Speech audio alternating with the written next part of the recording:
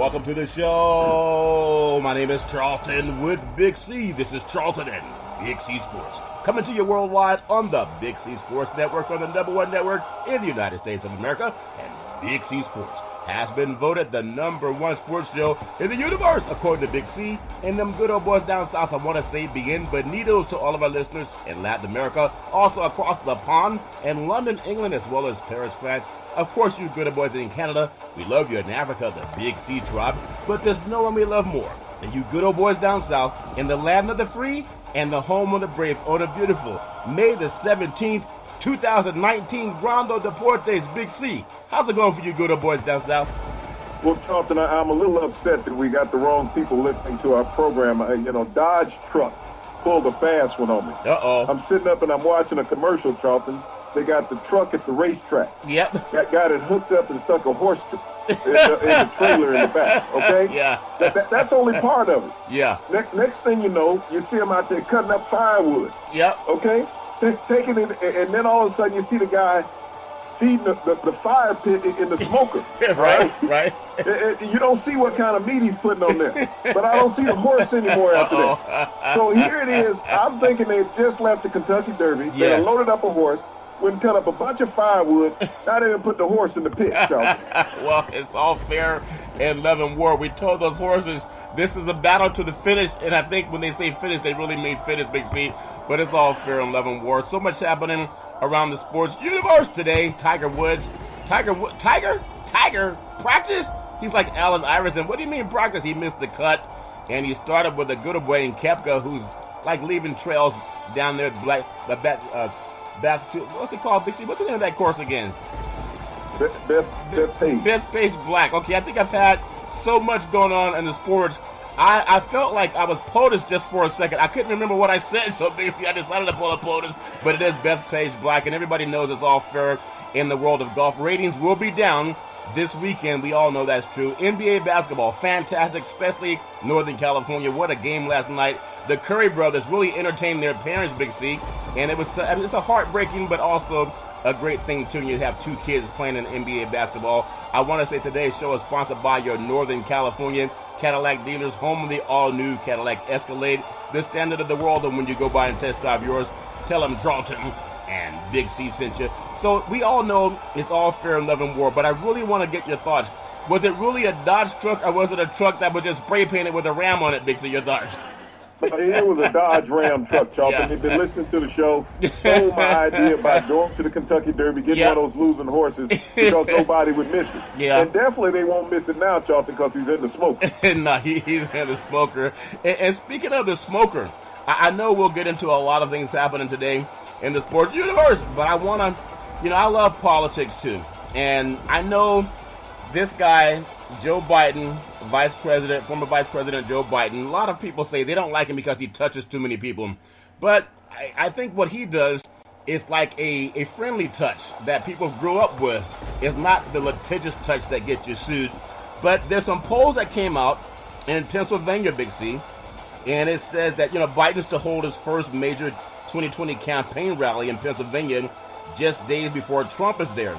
And they have the Quinnipiac University poll. It has, right now, based on today, Biden 53% of the vote and POTUS 42%. Now, I remember that POTUS made fun of Biden about, come here, let me hug you. But he's never been, as far as I know, had the same accusations that POTUS has had. Would that worry Trump and all the people who want to make America great again, that a good old boy has a double-digit lead on him, Big C, in Pennsylvania? Your thoughts? Well, Charlton, I think that the Democratic Party still has a lot of work in front of them. It's so splintered. You got 24 candidates that's thrown their hat into the ring for presidency. What the Democratic Party needs to realistically sit down and do is see who really has a decisive chance to win out of these 24. And what they need to do, Charlton, with all these incumbents trying to run, is they need to sit down and build a cabinet out of the 24 people that are in the presidential race. You're going to have one that's going to get the nod from the party, rather. But they need to set up a cabinet with the rest of the 20-plus, runners in the campaign, Charlton. You set up your vice president, your secretary of defense, your attorney general, your secretary of interior, all the different divisions of government that needs to be run through the White House. Yeah. Whoever the leading candidate is for the Democratic Party, if you took all of these runners and put them together and put together one cohesive unit, everybody says they want to do one thing, and that's take over the presidency and get the country back on track to what it used to be. Yeah. Well, work together. Don't work against each other. Right. If they join and form a coalition early, then all of a sudden the presidential race is over, because now voters will see what the next,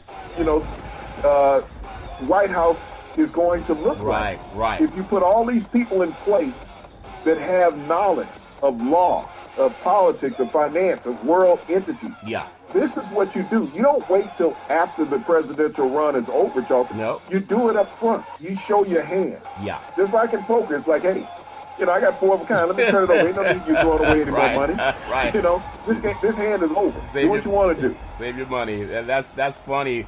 And so obviously when you have people who are inclined to, and people who say that sports and politics don't mix, it doesn't if you don't read, but for those who read, it does mix. And speaking of reading, Tiger Woods might be a relief, because I still believe, and I know people have to keep their, when you're at work, you're focused, but he's human. And to have that lawsuit and one of his employees, pass away tragically, he's human. So that affects people. And I think that had a lot to do with him just wanting to get out of there. And he missed the cut. And it seemed like he could have made it. It was almost like me going out there golfing. There's no way I could golf like Tiger, but there's no way he could golf as poorly as he golfed. He missed it by 1. And just give me your thoughts on Tiger. And I think right now, the media sales that could have gone up for the weekend, they may still happen, but the viewership will most likely go down, even with the Koepka, blazing trails. Big C, your thoughts? Well, Brooks Koepka going into this tournament was the best golfer in the tournament, Charlton. Yeah. And he had won at Bethpage last year. So this was a natural for him. And, to have a 17-stroke lead over Tiger, and they're playing in the same threesome, Charlton, it was night and day. Yeah. But, on the other hand, when you're talking about maybe he's being bothered by the incident that occurred off the golf course, Charlton. With his restaurant. If that's bothering you, why even show up for the tournament? Just say, hey, I'm going to withdraw. For personal reasons, people would understand that. Yeah. But if you're out there competing and somebody's whipping your butt, you can't use that as an excuse. We've seen where Tiger has neglected his game over the past couple of years because he refuses to play excessive golf. He refuses to keep going out playing in tournaments. I don't know what his physical condition is with his back, and so I can't draw a conclusion on that. But if in any professional sport, especially when you're looking at muscle memory, you have to practice that. You can't say, okay, I'm going to take a year off from the NBA and walk out there and be just as sharp physically, mentally, as everybody. You can't do that in the NFL, Charlton. You can't do it in Major League Baseball. Go for a year in Major League Baseball and try to go up there and hit a pitcher in Major League Baseball now, Charlton. You're not going to do it. So in golf, you need that muscle memory. We've seen that with Serena Williams when she came back on the tennis circuit after giving birth. She didn't use excuses, Charlton. She weren't as sharp as what she was. Tiger, opened up a whole lot of hopes and aspirations because he won the FedEx Cup last year and the Masters this year. That's only 2 tournaments.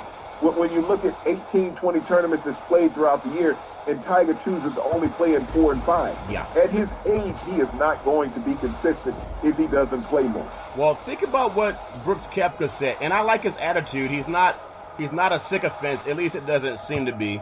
And I know that he was kept out of the top 20 golfers by some people who don't matter, that they're not on the golf course with him. But he shattered a 36-hole major record, 128. He shot 5 under. He shot a 65 today. That's amazing. And he's just lighting it up right now. Where was this for the Masters, if you think about it? But I think with those 2 situations that we just talked about, Tiger, again, the family that had the tragic loss, it's just a reminder. If you're going to drink, don't drive. And if you're going to drink and drive, don't blame somebody else if you have a calamity. That's just reality.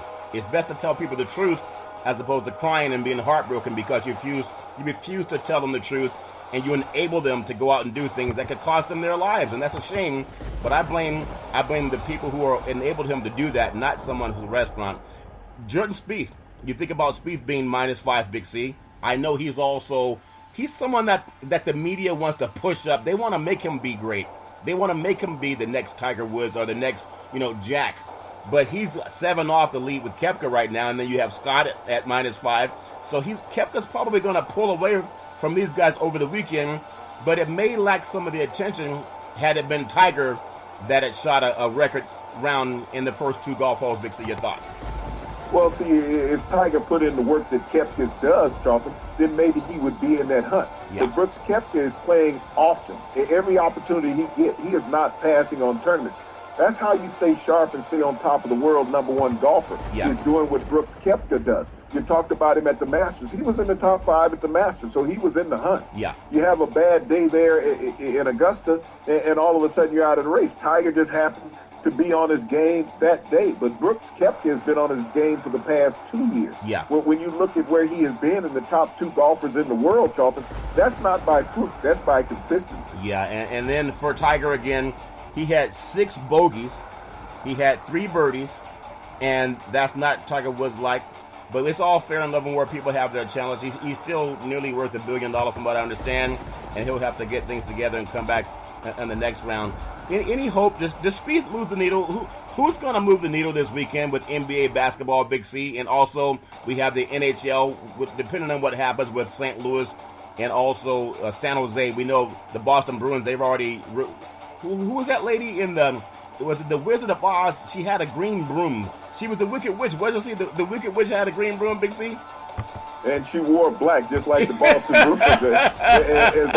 And all of a sudden, they were in Carolina last night. They didn't realize that there was a real hurricane coming through there, sweeping everything away. I mean, Boston got off the bus with the brooms in their hand. Yeah. And they played an outstanding game, Charlton. They scored 2 power play goals in the second period within 2 minutes of each other and lifted them to a 2-0 lead, and they propelled that to a 4-0 shutout victory last night. You think about Russ, the goalkeeper for Boston, who has had 2 shutouts in this series against the Hurricanes, Charlton, is just playing outstanding hockey. I mean, he gives credit to his teammates and all, but you're not going to win a hockey match without a hot goalie, and that's what you need when the NHL playoff comes around, is that you need a hot goalie. You can move up and down the ice all you want, but you got to have somebody keeping the puck out of the goal. And when you think about Boston, again, it's almost... I wonder if the city is betting against Boston teams because there's a lot of ticker tape parades to clean up over the East Coast, Big C. This team has been so dominant. The Bruins have won 7 playoff games in a row. They've outscored their opponents 28-8 during that stretch, including 2 consecutive shutouts. And we said this really when the playoffs started, that the only team that could keep Boston from drinking out of Lloyd Stanley's Cup would be the San Jose Sharks and the prop bet, Dixie. That makes any sense, your thoughts? Well, when you think about that, what you just said about giving up 8 goals and how Russ has been hot, the goalkeeper for Boston. Yeah. I mean, the San Jose Sharks have gotten a lot of favor when it comes to officiating in 3 series. Yeah. I mean, any fan that looks up and sees hockey can see how egregious that it has been, especially with the hand pass in Game 3 against the Blues. Yeah. I mean, it was blatant. Everyone saw it. You got 4 officials on the ice. Oh, yeah. And none of them saw the hand pass that led to the game-winning goal in overtime. Right. Hockey, in all sports, whatever happens in the last 2 minutes of a contest, whether it's the NBA, whether it's football, whether it's hockey, something that has a clock that's timing it. Yeah. Everything should be reviewed in the last 2 minutes by the booth. Every score should be reviewed. Every potential penalty should be reviewed. So if you got replay, utilize replay correctly. I'm in favor of being scrapped. When I started playing football, there was no such thing as replay. No. It was the human factor. That's what the game was. It was the human factor. Yeah. The humans make errors. Humans get things right. But now when you got a human being making an error with a machine, how can you ever correct anything? Yeah, and I know you talked about it before where golf even had their own version of a replay, and people complained so much they got rid of it. And I know when I was a young boy, and I'm sure anyone around the country, I was talking to someone who used to do some work around the New York Knicks, and they have basketball pickup games all over New York, and they have it all over the country. In fact, they have it all over the universe. There's no instant replay. There was never a foul. Because when guys played in the what do they call it, the asphalt, and the net the pickup games, and the net was often made of a chain or no net at all. there was never a foul, even though guys would go to the hole and come back bleeding. There was never a foul, and there was never a replay, Big C. They still managed to play the game. Big C, your thoughts? Well, even if there was a foul, you took it out. I mean, and it was the honor system. The honor system. Okay, somebody called a foul, you take it out. Yep. The basket was not allowed. There was no continuation. Right. But, you know, here it is. We see it all the time in sports. And I think that's the most disheartening thing. And it's not about the fan on the losing team being disheartened. It's just the fan, period, being robbed of the purity of a sport. Yeah. That now you have people saying, well, we're going to make a decision on this. We're not going to make a decision on that. Right. And that outcome destroys a lot of things, Charlton. It destroys people financially. Yep. It destroys people emotionally. But, you know, you think about when cities are relying on their sports teams to bring them hope and to uplifting. And then you have these egregious situations occur where you all see it. So, like Richard Pryor said, you going to believe me or you're lying? You're lying eyes, right. And we have such video evidence. Yeah. And if you have video evidence and you can't trust it, why use it? And like I said a couple days ago, if you're going to have replay, then replay time should only be allotted to what a play clock is on a play. In football, it's 40 seconds. Boom. That's all the time you have to review and make a decision on that play. 40 seconds, all of a sudden the horn goes off. You got to come from underneath the hood and make a call. NBA, when you get to the sideline, you got 24 seconds on the play clock. Horn goes off. You got to walk away from the bench there and let us know of your decision. Hockey, I'm not sure how much play time there is in a decision, but it needs to be around 30 seconds, somewhere between the 24 and the 40 in football. Make hockey 30 seconds. Make a decision. The baseball umps, when they go make a decision, they get it right. And especially tennis, they bring it back with the computer simulator. So you see accurately. If tennis can do it with the computer simulator, when you have a ball that's traveling at 125, 130 miles an hour to see whether it's in or out, you're going to tell me you can't make that decision in baseball, in football, in hockey? None of those are moving faster than a tennis ball on the serve. That's very true. So tonight we have San Jose at St. Louis. That's already underway. And you look at the series, San Jose leads it 2-1. No game scheduled for Saturday, but Sunday, St. Louis will be at San Jose. And it could be a closeout for San Jose. If San Jose wins tonight, they're probably going to close out on Sunday. But if St. Louis can find a way to even it up, we'll probably end up having 7 games out of this series. I don't know what's going to happen. I'm sure the officiating will be a little bit more tight, tightly watched at least. I would love to see 7 games out of these two teams because, I mean, I'm a West Coast guy, but if you're San Jose, you know that you've gotten the benefit of the call. You're like the Rams getting to the Super Bowl over New Orleans. That make any sense, Big C? You want to see 7 games? Well, Charlton, 7 games is always great for television fanfare, but for a local team, it's not. I'm of the belief now that since they're not going to get rid of replay, they need to get rid of the officials that blow the call. I think all officials, regardless of the sport, if you blow an egregious call like what we've seen in all 3 series that the Sharks have been in, that we've seen in the NFL, we see in the NBA, you should be suspended for the next game. You should be out of that series. They could bring in another crew. You're going to see that there's not enough officials sitting around on the sidelines that would not want to be officiating these games. They love it. So I think once the league starts suspending officials, Charlton, is that they will, take seriously more of their craft, what they're doing. They'll pay more attention to what's going on. You won't have, the Las Vegas Golden Knights eliminated on a 5-minute power play. You won't have the Colorado Avalanche eliminated for, penalties that, really weren't there. Weren't there at all. You won't have these situations in St. Louis where you get a hand pass and it's not seen. If everybody can witness it in real time and you have the officials on the field not being able to witness it all, I think the only thing that occurs is that you're pulled off of a series. And once you're taken off that series, now officials will take their job a little more seriously. I agree 100%, and that may happen. It's just a matter of who complains enough. But I will also say, and I think a lot of people agree, I don't want to see the game officiated perfectly. And we all say we want the truth, and you can't handle the truth. If everything is fair, that kills betting. Because in order for betting to be profitable, you need to have some shenanigans going on. If everything's on the up and up, then your bets, it wouldn't make any sense. It would be hard to keep money and win money because it'd be too predictable. It'd be like the New England Patriots playing the North Dakota State, whoever they are. You know who's going to win 100 out of 100 times. But when you have shenanigans, oh my God, North Dakota State beat the New England Patriots? That's what's happening in sports. Does that make any sense, Big C? Your thoughts? Well, North Dakota State is the Bison. Yeah, the Bison. North Dakota. So, right. so that's like them playing the Bills in a way. I mean, yeah. I think they're probably equally as talented. Yeah. When you think about it, they won more championships up in North Dakota State than anywhere. So, but, as you talk about prop betting and betting has always been a part of professional sports. As we talked about times before, Paul Hornung, Heisman Trophy winner at Notre Dame, number one draft pick of the Green Bay Packers in 1965, I believe it was. Yeah. He was suspended by the NFL for betting on games that he was playing in, and he's still in the Hall of Fame. Pete Rose is not in the Hall of Fame. So if Paul Hornung was betting on games while he was in Green Bay, I mean, where he go to the bar to play to bet Green Bay? He probably did. There's no place else not during factory. That time.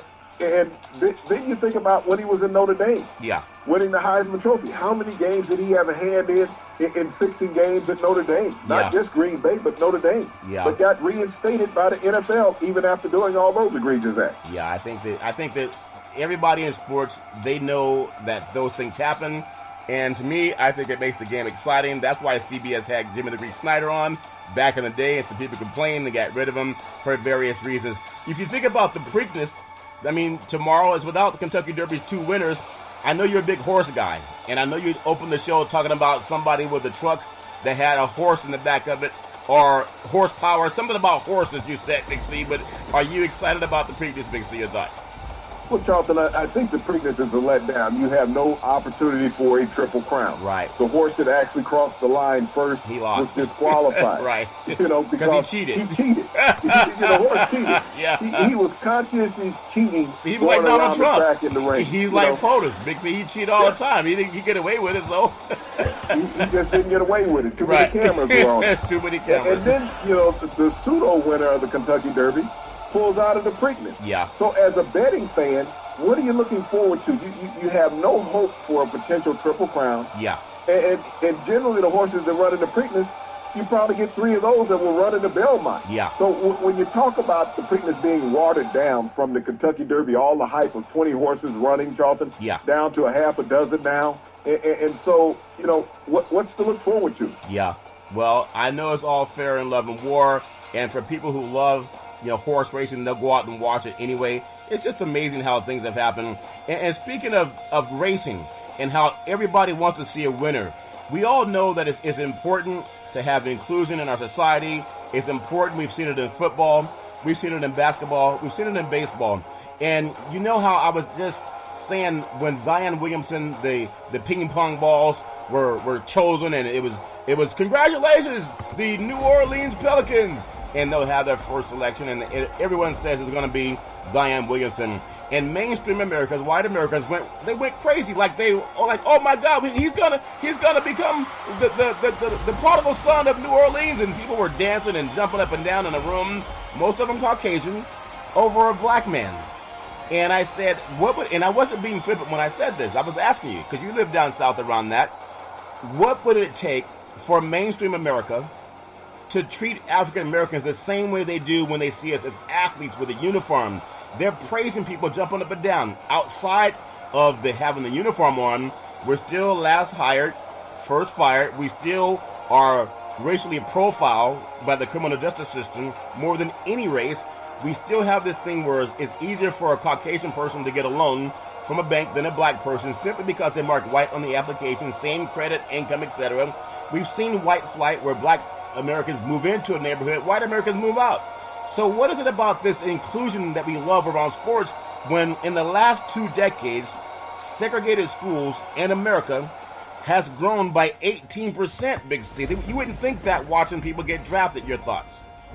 Well, segregation is back on the rise in America, and that comes from when you talk about redlining and gentrification in districts where blacks are not allowed to buy, and so they're only allowed to buy in certain areas. Right. That's how segregation is coming back. Yeah. When you don't allow expansion of a minority into certain areas of a community, then all of a sudden you create segregation. Yeah. You know, as you look back on things, Charlton, rules have always been changed since slavery. Yeah. White skin privilege, white fear. And it's not just white skin privilege, it's more white fear.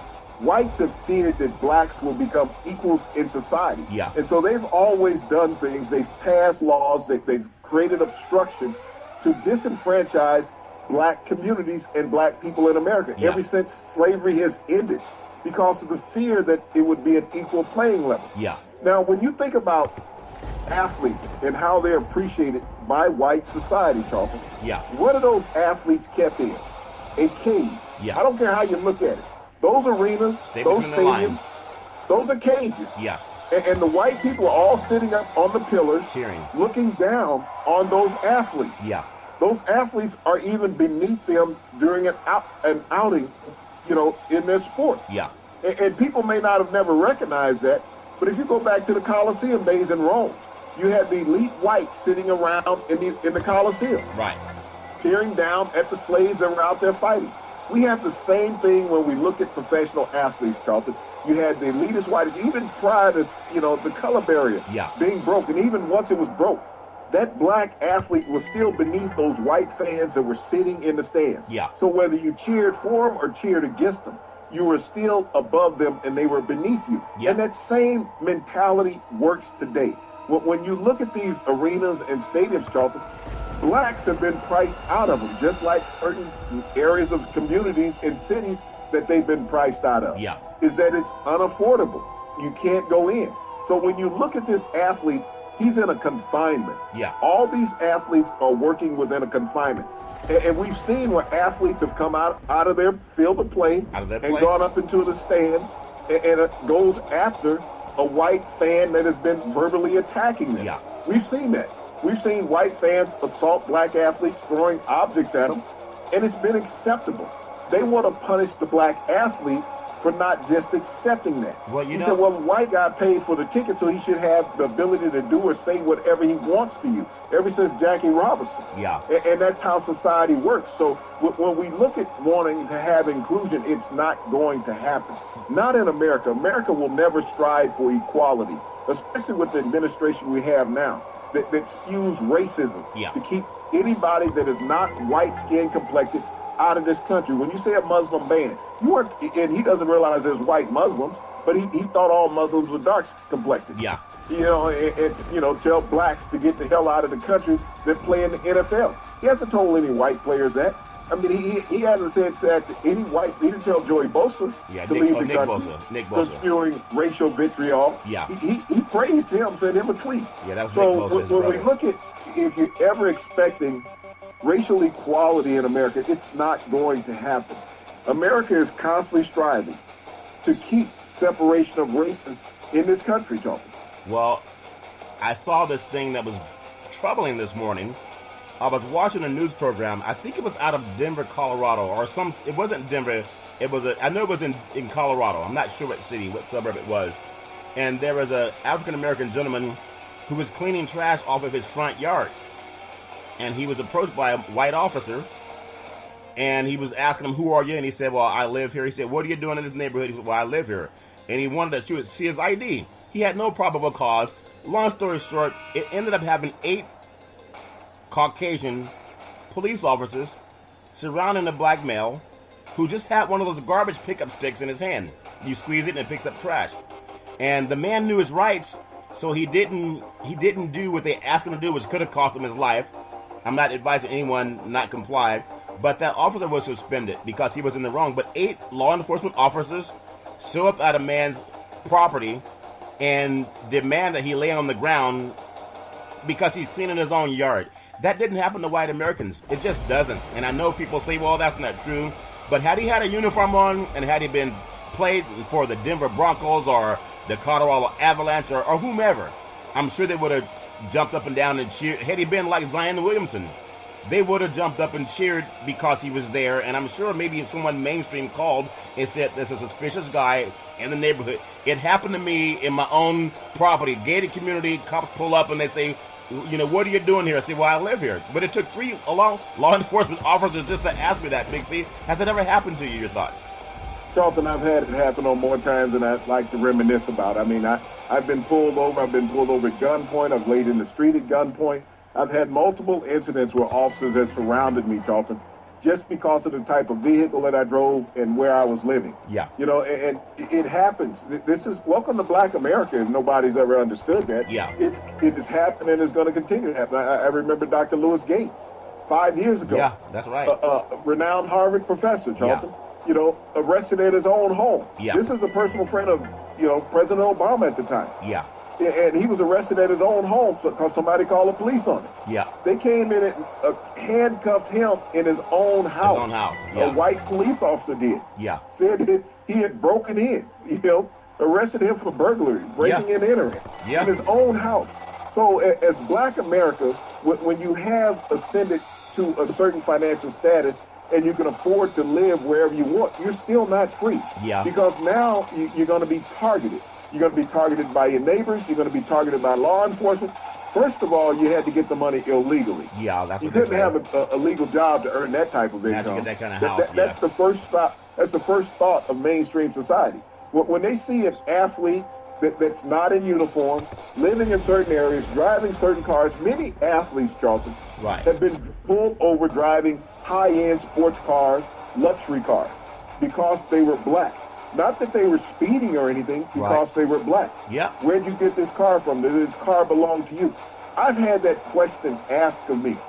Does this car belong to you? Yeah. Where'd you get this car from? Got it out of my garage. It belongs to the bank. Yeah. You know, and they get mad when you tell them the truth. Well, and that is the truth. Where'd you get it from? I got it out of my garage.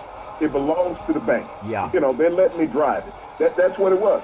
And I have an officer have me step out of the car for giving him the correct answer. Yeah. You think about that. If you give somebody the correct answer and you're wrong, how should you feel as a person in society? Well, we know the only way to change it is to talk about it. What we're going to do is take a Big C pause, and we're going to come right back after the break, and we're going to talk about some things that are going on. I want to finish your thought on that, Big C, but I also want to talk about what's going on in the world of sports as well. We'll be right back in just a moment. All right, Big C, we are back after the Big C pause, and for me as a person of color, I don't want to be just that guy that runs down scores. I think that's part of the problem. Too many people let people pass without changing. It was the landmark decision that started Topeka, Kansas, that changed America 65 years ago. Today, Brown versus the Board of Education. And it's about schools and they're getting the right education. We all need that. And I ask all people like Billy Graham and the late Dr. King to pull together and help solve these little problems. It starts one person at a time. Give me a thought. I think we take it for granted, Brown versus Board of Education, how important it is that we all just pretend like we don't have those problems anymore. Big C, your thoughts? Well, Charlton, you think about that landmark decision, and it was argued in front of the Supreme Court by Thurgood Marshall, who went on to become the first African-American Supreme Court justice in America. Yeah.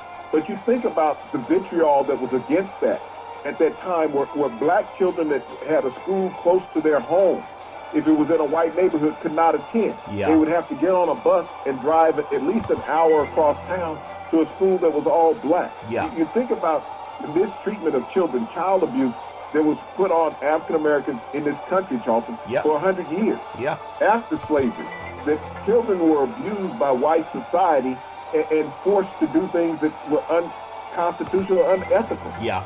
Just to get an education.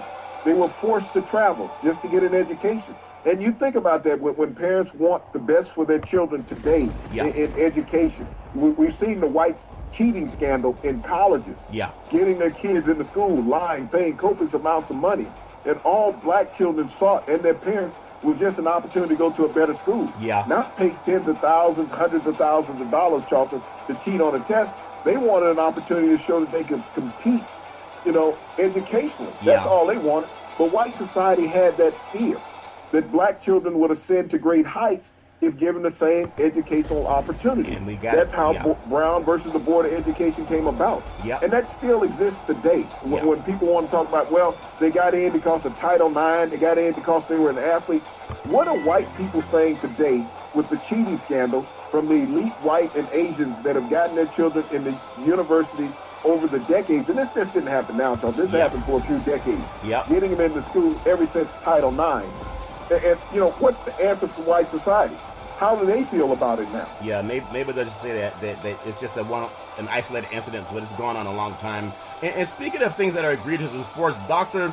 Richard Strauss, who worked for Ohio State's athletic department from 1978 to 1998, I mean, we've seen this too many times. He's been accused of sexually assaulting 177 athletes, both male and female, at the great Ohio State University. And I know that sometimes people push it under the rug. We've seen the scandal at Michigan State. We've seen the scandal at Penn State. And we've seen it too many times. And there's still, it just seems like Bill Cosby is the only one that's in trouble. Prominent, anyway, of prominence. A lot of other people, they get pushed under the carpet. Or sometimes if they're priests, they're just flown to a different country to continue the same behavior with impunity. Big C, your thoughts? Well, Charlton, what does Ohio State have in common with Michigan State? They're both Big Ten schools, okay? Yeah. This is the culture in the Big Ten. Richard Strauss committed suicide in I believe it was in 95 or 2005, he committed suicide once all these allegations came to fruition, okay? But he had 3 different athletic directors, Charlton, that oversaw his tenure for 20 years at Ohio State, and they knew of these allegations. That's the problem with it, is that it's been accepted by white society to know that you have a member that looks like you committing sexual assault against young athletes that don't have a voice. What if they say something? Oh, we'll take your scholarship. That's been held over these athletes forever. You think about the young ladies at Michigan State that Nassar assaulted for years, that if they say something, all of a sudden they don't have a chance to compete for their dream. That's true. An opportunity to be in world championships, an opportunity to be in the Olympics, an opportunity to even stay on scholarship at Michigan State. This is the same thing that occurred at Ohio State for 20 years, that you allowed a white male to sexually assault student athletes of all cultures. And he gets with impunity, Charlton, that you had administrators that knew what he was doing. So how culpable are they? Not just in knowing what he was doing, but how much participation did they all share, Charlton? That's the thing that gets me. They point the finger at one individual all the time. But if one individual is getting away with something and others are aware that he's getting away with it, how much did they participate in it? Just like when you talked about the priests, Charlton. About all the scandals with the priests of sexual abuse of the young people in the church. We're getting this in the universities, and it has to stop. So when you say, and this is what that MAGA hat means, that we want to take our country back. We want to be able to do the things that we did before with impunity, that nobody can have any backlash against us on. And we got to talk about it. That's how you change it. You make people stay safe. And speaking of talking about it, in the world of Major League Baseball, there's a lot good going on in baseball. It's probably under the radar, but we talk about global expansion and so many things, whether it's, churches expand around the globe. You have sports leagues that expand around the globe. You have politicians flying all over the world just to have different, strategy meetings and sign different treaties. The Chicago Cubs, one of America's most iconic baseball franchises, and St. Louis Cardinals, they'll play a series next year in London. Now, I know we believe in expansion. I know we believe in taking our product across the pond just to showcase it. But is that good for baseball when the Cubs and the Cardinals, it's hard to find empty seats, especially on weekends in those cities, even more so when they're winning? What is it doing for baseball to take these 2 iconic franchises across the pond when really their fans can't travel, Big C? Is it just for grabbing more money and TV revenue? Your thoughts? Well, you got the same thing occurring this year with the Red Sox and the Yankees going over to London to play a series. And now next year it's been announced that the Cubs and the Cardinals, 2 iconic heritage National League franchises, will go over to London also. But I think about how close Mexico is, Charlton, about playing series in Mexico. Think about Puerto Rico. They have a stadium in Puerto Rico. And think about the infusion of money that a country really needs. That's Puerto Rico. Take it down there where it will help American citizens. Get back on their feet, Charlton. Give them hope. See some of their countrymen coming back home to play professional football, baseball. But going over to London across the pond, Charlton, I think is more of a money grab, because you're not going to put a major league franchise in London. It's just like when they had to talk about putting an NFL franchise in London. NFL Europe did not work. You can't have a sellout. It's too much travel. It's too much hardship on the player's body to take that 8-hour flight over to London, try to get your legs back under. You got to be over there 2 to 3 days before the game, not the day before. Just to get acclimated to the climate and everything else. Yeah. So when you talk about a financial grab, it looks great, opening up international opportunities. But is it realistic? No, not for baseball. No, not for baseball. And speaking of baseball, there's a lot of good old boys that are still trying to swing the bats in Major League Baseball. Tonight's schedule: Tampa Bay at New York Yankees, Chicago Cubs at the Washington Nationals, Colorado at Philadelphia. We have Baltimore. They're taking on Cleveland. Houston is at Boston. Oakland's at Detroit.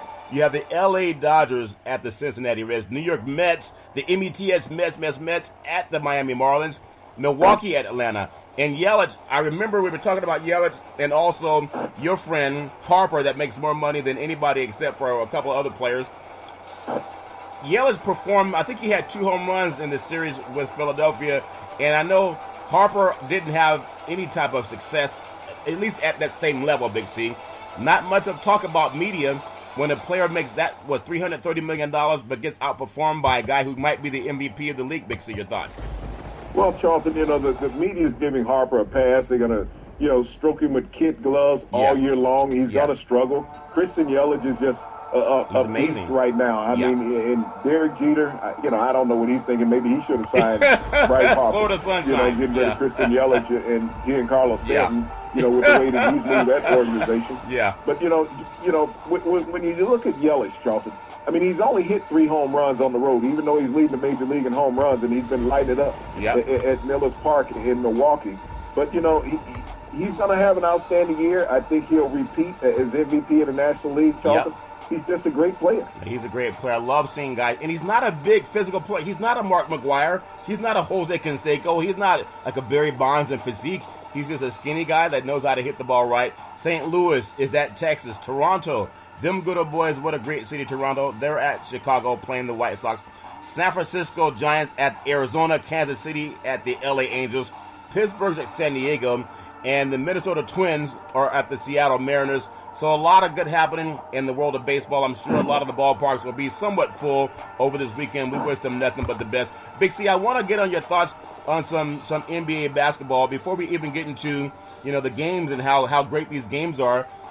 NBA 2010 Rookie of the Year, Tyreke Evans, been suspended by the NBA next 2 years. I hate when athletes have issues of suspension, especially if it's a substance that's been legalized by most states.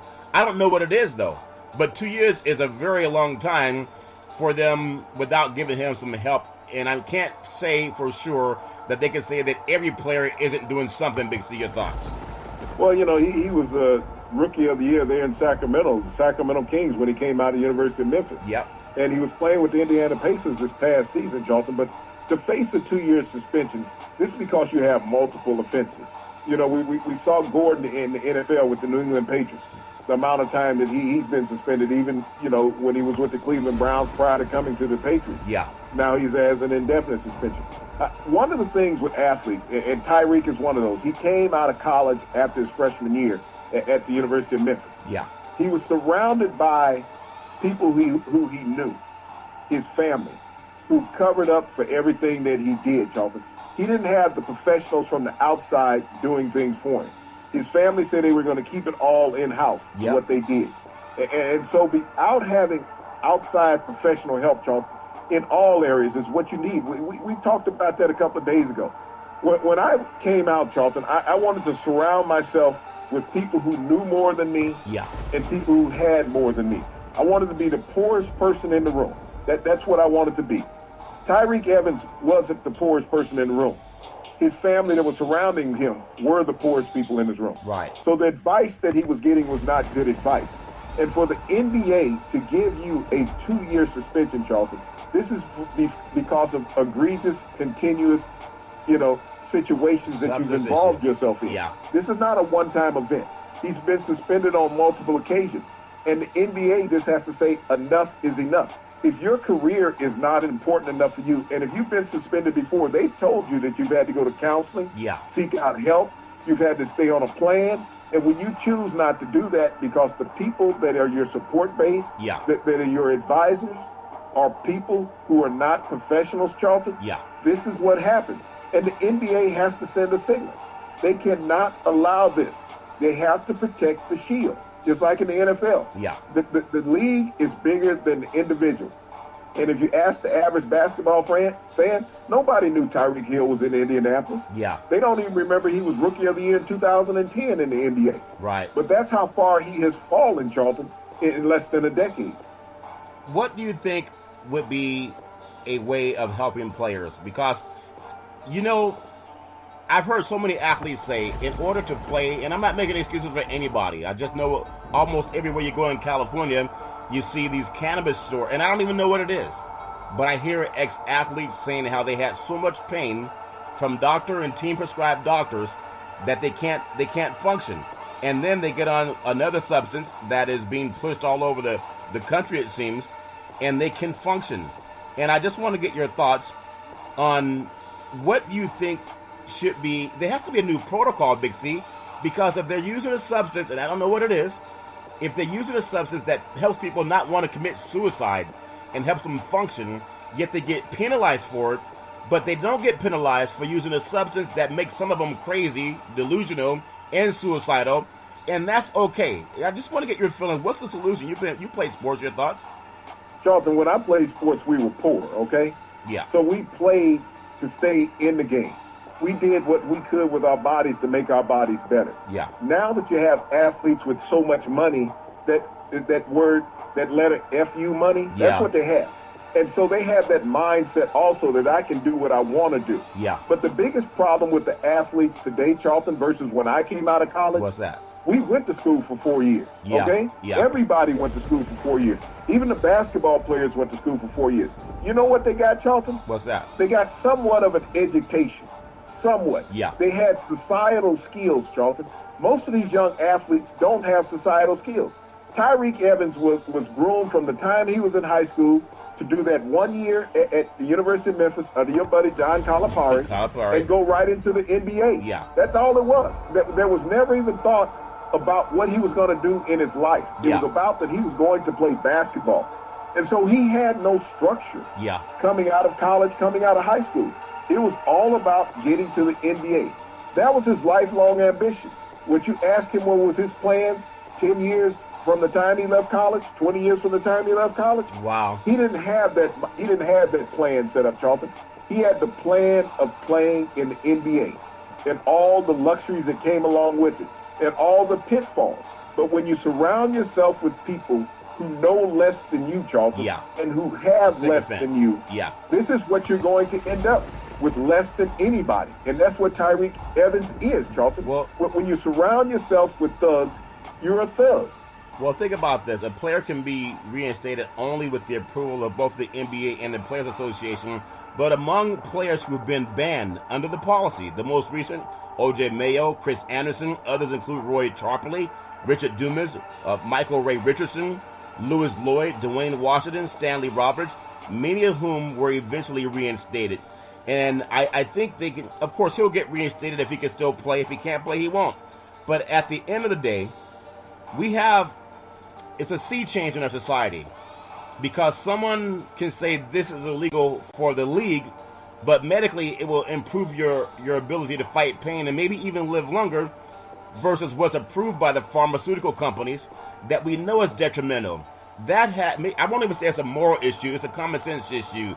And will common sense ever trump, no pun intended, will it ever trump what's going on with athletes, what they do to keep themselves healthy when they're not playing on the court? Big C, your thoughts? Well, Charlton, it's like you often say, what can athletes do to help back in the communities, to help the communities get better, to improve social structure within the community?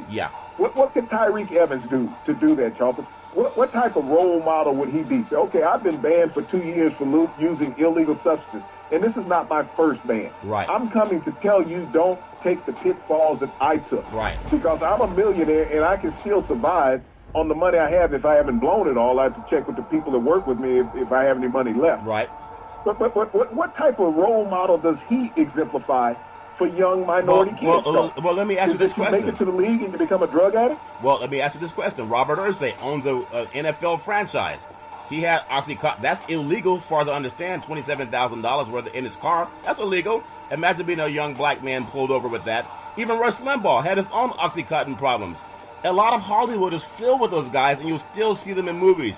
I think the guy that played Iron Man, is it Morton Downey Jr.? I forget his name. Morton Downey Jr. Robert Downey. Robert Downey Jr. And we know a lot of other people that have gone through that, and they're in Hollywood. There was a doctor called Dr. Drew. He treated the Hollywood elite. Look at Britney Spears. She's out on all kind of issues. No one's talking about throwing them in prison or ending their career. They just happen to have white skin, Big C. That make any sense? Yes, it does. It makes a whole lot of sense. So if you know that the whites can get away with it, why are you trying to do what the whites do that are illegal?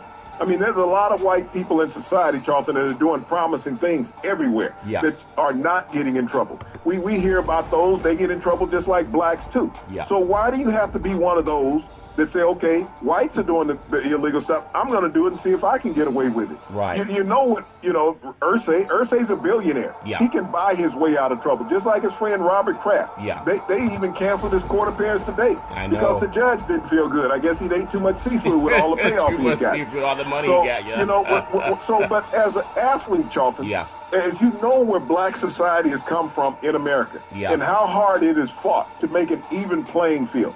And when you're given this privileged opportunity to be one of the elitist professional athletes in the world, and you squander that off, do you squander that off of civility or stupidity? Well, which one is it? Yeah. We can all talk about injuries. I've had 16 damn operations in my life from athletics, 16.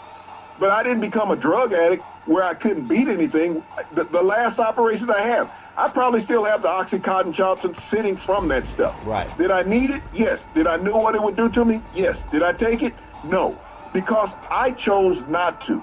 But when you're making millions of dollars and you're choosing to break the law, not just the league rules, Charlton, but the law, because what you're doing is illegal. Right. You're thinking that you're above the law, and we've known that white skin privilege will get you out of stuff.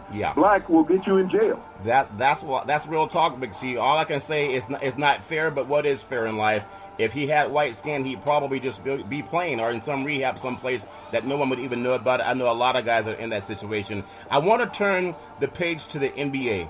Last night, the Portland guards combined 45 points.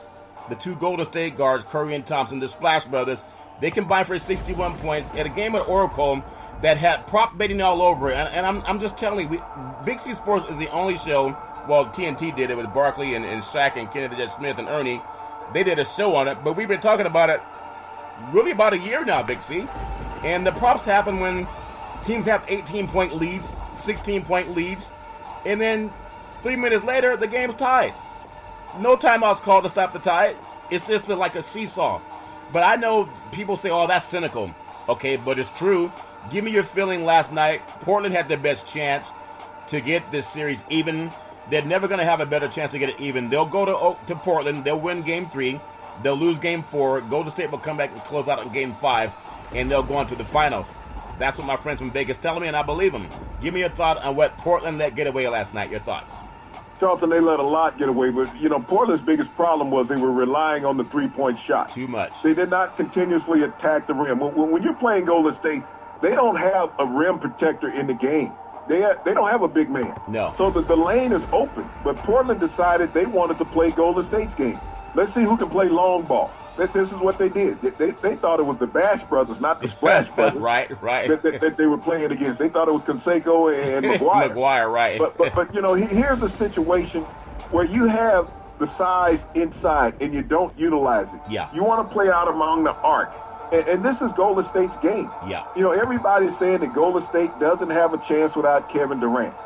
What has occurred with Golden State, Charlton, is that they've gone back to being what they were a couple years ago without Kevin Durant. Yeah. They've returned to being a movement ball club. But when you look at Kevin Durant, Charlton, there was a lot of one-on-one ISO. Like Harden. Where people cleared out for Kevin Durant to let him ISO and control the game. Because at 6'11", there's no match for him defensively in the NBA. Right. Not even Giannis is a match for him defensively in the NBA, being 6'11" also.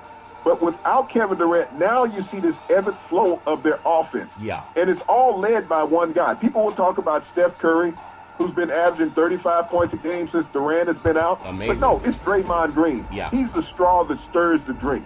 And I keep harping on this. Draymond Green, if you don't appreciate what fundamental basketball is, then you don't appreciate Draymond Green. You would think that he was coached by Gino Auriemma at UConn. UConn. I mean, because he is talking about fundamentally sound. That's what Draymond Green is. We look at his offense. You know, he's going to get you double digits. His rebounds, he's going to get you double. He's going to be close to a triple-double every night, Charlton. When you look at his assists and his block shots, his steals, you look at all of what he's doing in a game, Charlton. Not only that, how he's switching off defensively. That's what he's doing so well, is that he is controlling the floor. When I look at Draymond Green, I see an unglorified Magic Johnson in all the things that he does. He is unselfish. He is not the guy that I need to be in the spotlight. He just gets the job done. Same school. And you think about how he played last night. I think he had 5 fouls. It was late in the fourth. And he told Steve Kerr, no, I'm good. I got it. I'm good. That's the alpha male mentality that you need to see. And he does that sometimes over the top, but he's successful at what he does. Let me get your feeling. I mean, are you agreeing? You think 5 games is what we'll see out of this Portland, Golden State? Your thoughts, Big C? I'm not even so confident in 5. I think that, Portland right now is in emotional distress. Because going back home after they let this one get away, they were spending a lot of time. And I said they needed to go back and do what Houston was doing. And they did that, Charlton. They got physical against Golden State in the first half. They started whining in the second half. They both wear red, Houston and Portland. And so I didn't know who was who on the floor, whether it was Houston or Portland. Other than I just didn't see a beard out there. Well, but they played Houston's game, Charlton. They were physical in the first half. They whined in the second half. Well, even Lillard tried to get that flop call against Andre Iguodala. It was a steal. They were both pushing each other, but he tried to kick his legs out like he was flopping. He tried to do a Chris Hart, but it didn't work. And want to get your thoughts, Milwaukee. You have Malcolm Brogdon. He's been the Andre Iguodala for the Milwaukee Bucks, and I know the Bucks, they have a big game tonight. You think about the Bucks, they got 66 points from their 3 front court players in game 1, and Toronto got 52 from there. Toronto just kind of got tired down the stretch. They're playing tonight. That game's already underway. Give me your feelings on that game, Big C. Well, as you say, that was the difference in the game, was that front court. When you look at the productivity that they got, they weren't getting it in Toronto. When you look at Siakam, Gasol, and Leonard, they were tired, Charlton. And you had spoke about, would the rest be too much for Toronto? No, the rest was what they needed, because in the second half, when they got their sea legs underneath them, Charlton, they just took control of the game. And you think about in the fourth quarter where Kawhi Leonard couldn't get anything to drop. And they were led by Kyle Lowry. He had his best playoff game of his career. He had 30 points.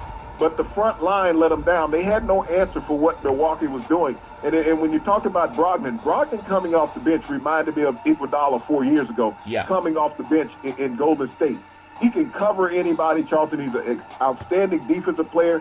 He has no problems going to the boards, and he's a solid shot. And I also like the kid named Brook Lopez. He's a 3-point shooting guy also. So they have a team that could go inside out. I look forward to seeing what happens tonight with Toronto. If Toronto doesn't win tonight, people say, well, the series doesn't start until you win a game on the road. But that may not be true. Toronto has to win tonight. Or if not, they're in trouble going back home.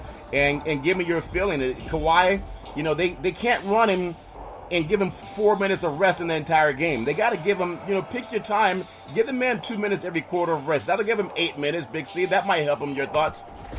Well, Milwaukee is the best team in this series, Dalton. I think that Toronto right now is happy to have won a couple series because they haven't done this before in the NBA playoffs. And so they're in no man's land when you think about that. Only Kawhi Leonard and Serge Ibaka has been to this territory before. The rest of the team is that they're excited about being here. But Milwaukee just has them outmanned. When you look at top to bottom of the lineup, they have so many interchangeable parts. And you spoke about Lopez, scoring 29 points, more points than he scored in the 5 games versus the Celtics. But he was atrocious in the first half also. And that's when Milwaukee was trailing. He caught fire in the second half, was able to knock down some shots and help them get that lead that they kept. You can keep that lead. Big C, also some more mojo from, I told you the tallest building in Milwaukee, I think it's 55 stories, and they built it so tall so they could see Canada. But also they built it tall enough so they could put at the very top of it NBA Coach of the Year in Buzenhauser for the Bucks, Big C. You think he's earned it so far? Your thoughts? Well, Charlton, he's most definitely earned it. You think about Rob Buzenhauser, the Coach of the Year for the Milwaukee Bucks. He was the coach last year of the Atlanta Hawks, Charlton. Yeah. He was fired. Yep. He won 16 games last year as a head coach. So you think about taking a team from 16 wins and you get a new job, Charlton, and you go to 60 wins on the season. You have from the worst record to the best record in the league. That's what he did. But also the talent was a big part of that. I was just going to say the talent. He didn't have Giannis down in Atlanta. Think about this, Charlton. Yeah. Who was there before him? What coach was there before him? Yeah. Jason Kidd. Yeah. Jason Kidd couldn't get this talent to play together. So the Lakers said, we'll take him. So you needed the right mindset to go along with the talent, just like in Golden State. You had Mark Jackson there in Golden State. Yeah. You needed Steve Kerr to get these guys to understand what they were. Yeah. Mark Jackson was just too close to him, being a former player, even though Kerr is a former player. But he looked at the guys like looking at himself. Yeah. I don't know if he could be hard enough on them. Just like Jason Kidd. I don't know if he could have been hard enough on the guys, because that was his second run. He did the same thing when he was in New Jersey. Yeah. Buzenhauer had no emotional, ties with him. Line with these guys. Yeah. There was no ties. It was like, I just got fired. I got to come in and get you guys the best that I can. Give me my money. Otherwise, I'm going to get fired again. Well, everybody wants to be a millionaire, and I'm telling you, when you look at programs all over the country that are just doing real talk, I love what we do with Big C Sports. You can find us every Monday through Friday on the iHeartRadio. In fact, 24 hours a day, 7 days a week on the iHeartRadio network, on Apple Podcasts, Google Podcasts, and also on the Comcast Xfinity network. So we appreciate the growth and support. Would you believe most NBA career points scored in playoff games, Big C? LeBron James with 110, Kevin Durant with 62, Steph Curry 35, and James Harden with 34.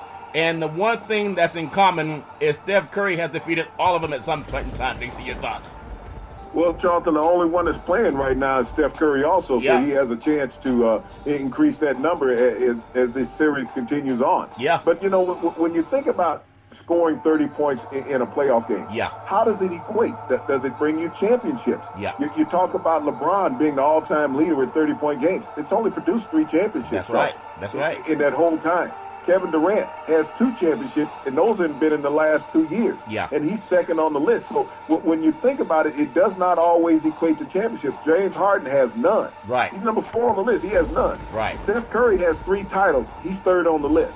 So it all depends on how you're scoring those 30-point outbursts. Yeah, that's a very good point, Big C. It's all fair in love and war. Tiger Woods, since he let POTUS put that noose around his neck, or metal, whatever it was, he's had the lawsuit, and then he didn't even make the cut. There's something about negative karma. Hopefully he'll take a good bath and get that off. We look forward to all the great baseball that will be played this weekend. Wishing everybody nothing but the best with the NBA basketball finals. Really looking forward to that. And NHL hockey, somebody beware of the power play. It's really unfair that San Jose has advanced so far with it. Big C, back in the day, there was a man by the name of Drew Boudini Brown. He was known as Muhammad Ali's right-hand man, and he would always tell Ali, with all you got to use, how can you lose? Rumble, young man, rumble. Big C, what are you looking forward to in the sports universe?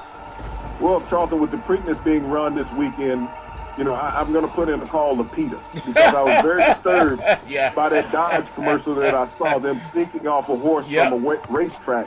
And the next thing I know, see them loading up the back of the truck with firewood, and you got a barbecue pit master lowering the lid on a barbecue pit. Yeah. So I'm putting in a call to PETA and tell them keep an eye out at the Belmont State, at the Preakness run. And I appreciate. And I want to put out a good shout out to my friend Wayne Brady, who says, "Welcome to the show." And you can be welcome to the show every Monday through Friday at 5 and 6 p.m. worldwide when you follow Big C Sports on the Big C Sports Network, on the #1 network in the United States of America. And Big C Sports has been voted the #1 sports show in the universe, according to Big C and them good old boys down south. As we always tell you, there's never, ever an excuse for domestic violence. If you know any man or woman going through that garbage, please call 911, because no man or woman should ever have to go through that garbage on their own. And as we always tell you on every Big C Sports show, we thank you, we appreciate you, and we hope that you have a super fantastic day.